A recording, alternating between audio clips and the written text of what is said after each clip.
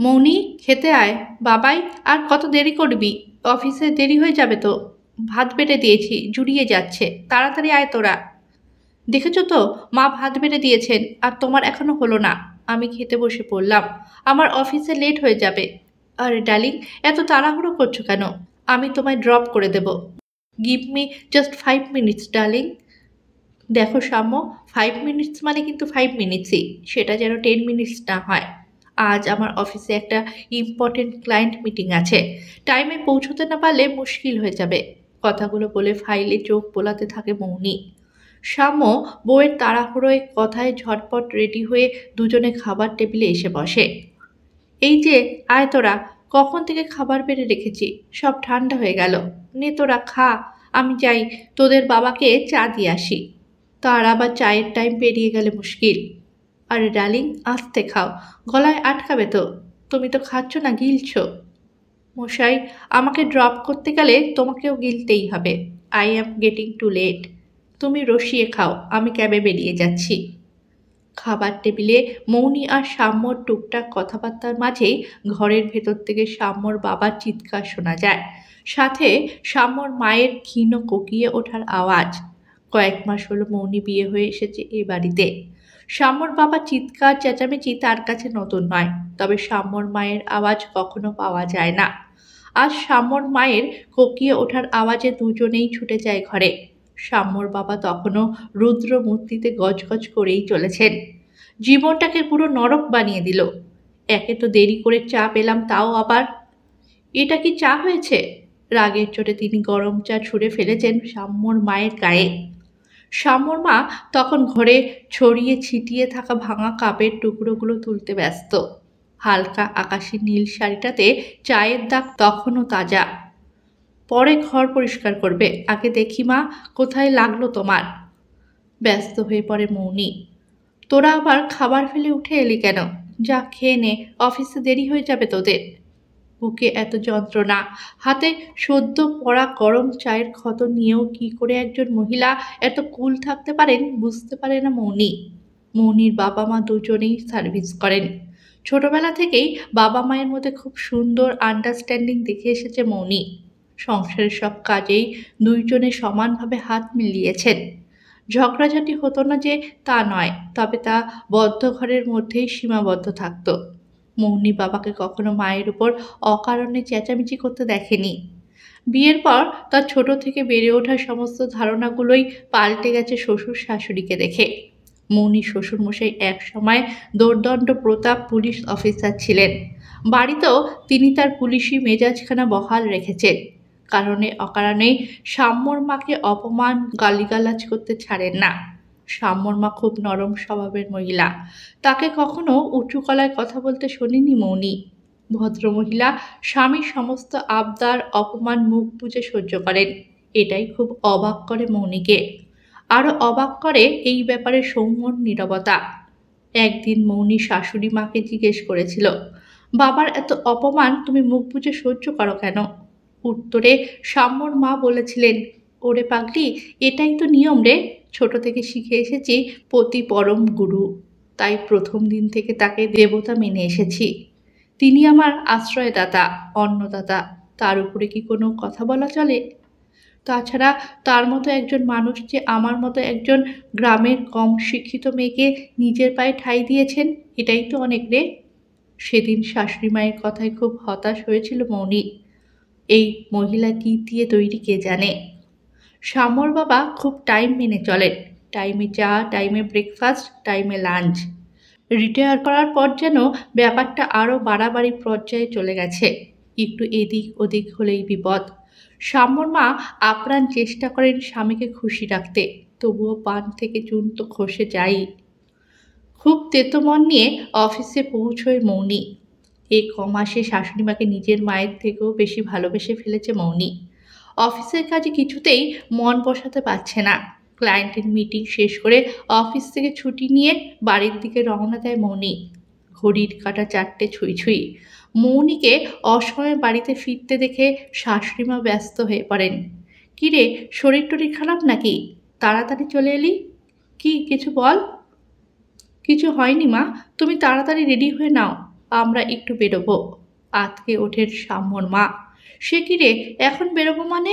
4টে বাজতে চললো, এখনই তোর বাবার চায়ের টাইম হয়ে যাবে। মাঝপথে শাশুড়ি মাকে থামিয়ে দিয়ে মৌনি বলে, মা তুমি এত চিন্তা করছো কেন? আমি সব ব্যবস্থা করে নিচ্ছি, তুমি আগে রেডি হয়ে নাও তো। মৌনি চা করে ফ্লাক্সে রেখে শ্বশুর মশাইয়ের ঘরে ঢোকে। বাবা, ফ্লাক্সে চা রইল, সময় মতো খেয়ে নেবেন। আমি আর মা একটু বেরোচ্ছি, ফিরতে দেরি হলে চিন্তা করবেন না। সাম্যর বাবা শীতাংশুবাবু নিজের স্ত্রীর উপর হম্বিতম্বি করলেও পুত্রবধূটিকে বেশ সমীহ করেই চলেন। কয়েক মাসে শাশুড়ি মায়ের সাথে মৌনির সম্পর্ক যতটা কাছের হয়েছে, শ্বশুর মশাইয়ের সাথে ততটা কাছের হয়নি। কোথাও যেন একটা অদৃশ্য দেয়াল থেকে গেছে। ওদের ক্যাবটা এসে থামে একটা গলির সামনে। দুটো বাড়ির পরই একটা বড় দোতলা বাড়ি। বাড়ির গায়ে বড় সাইনবোর্ডে ঝুলছে সুর ও ধ্বনি। আমরা এখানে এলাম কেন রে? মা, এটা আমার এক বান্ধবীর গানের স্কুল, তুমি এখানে গান শিখবে। আমি আমি গান শিখবো এই বয়সে? তোর কি মাথা খারাপ হয়ে গেছে মৌনি? মা, মাথা খারাপ হবে কেন? তুমি খুব সুন্দর গান গাও। রান্না করতে করতে যখন গুনগুন করে গাও, ঘরের কাজ করতে করতে যখন গুনগুন করো, জাস্ট অসাধারণ।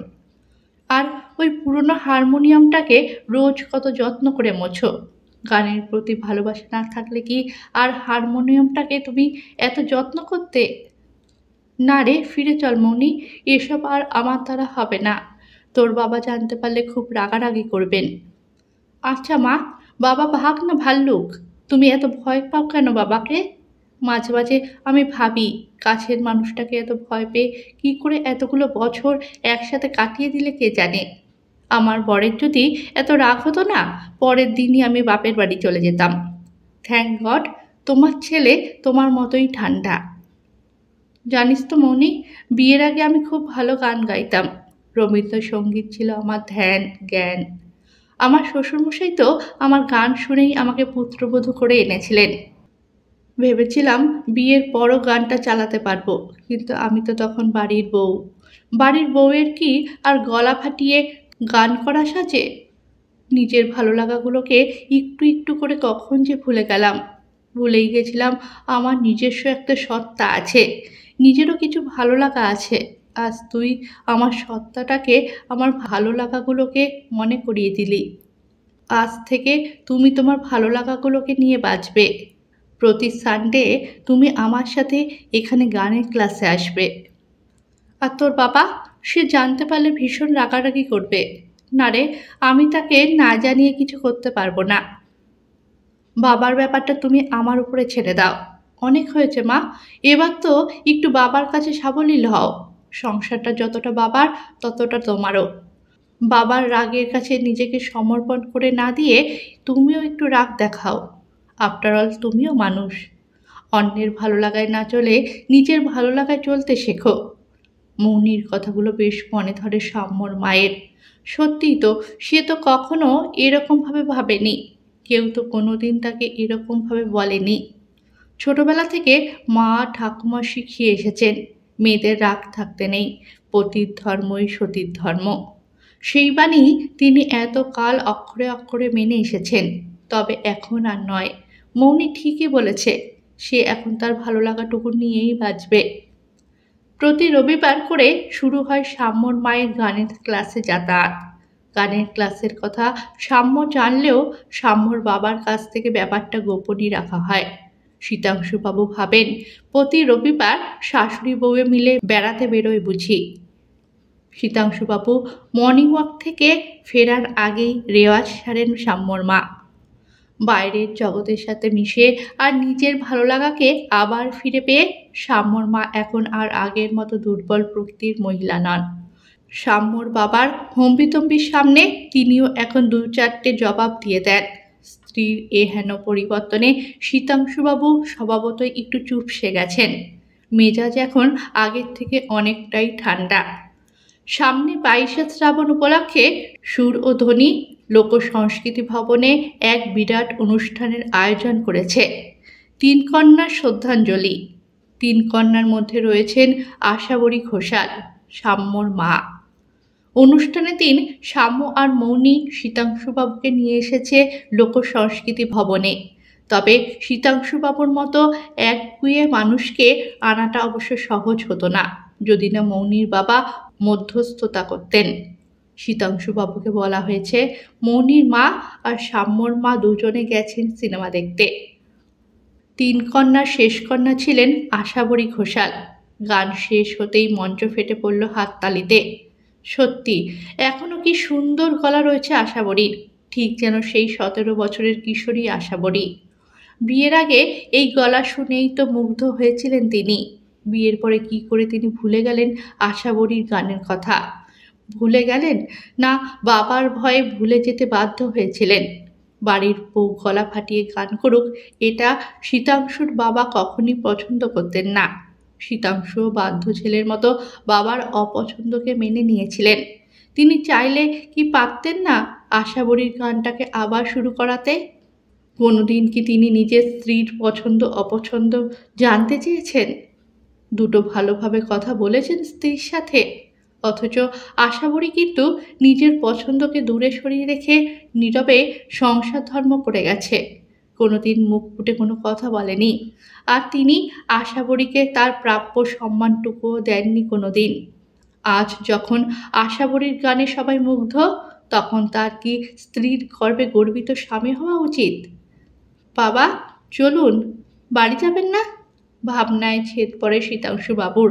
সামনে দাঁড়িয়ে রয়েছে মৌনী, সাম্য, মৌনীর বাবা মা আর আশাবরী। কি করে তিনি চোখ তুলে তাকাবেন আশাবরীর দিকে? কি করে তিনি বলবেন, তোমার ইচ্ছেগুলোকে মারার জন্য আমায় মাফ করে দাও আশা? সব কথা সবসময় বলা হয় না। দুজোড়া চোখের ভাষাতেই অনেক না বলা কথা বলা হয়ে যায়। আজ থেকে শিল্পী আশাবরী ঘোষালের নতুন করে যাত্রা শুরু হবে, আর শিল্পী আশাবরী ঘোষালের স্বামী হয়ে যাত্রা শুরু হবে শীতাংশু ঘোষালের। এত কিছুর জন্য একজনের ধন্যবাদ অবশ্যই প্রাপ্তি।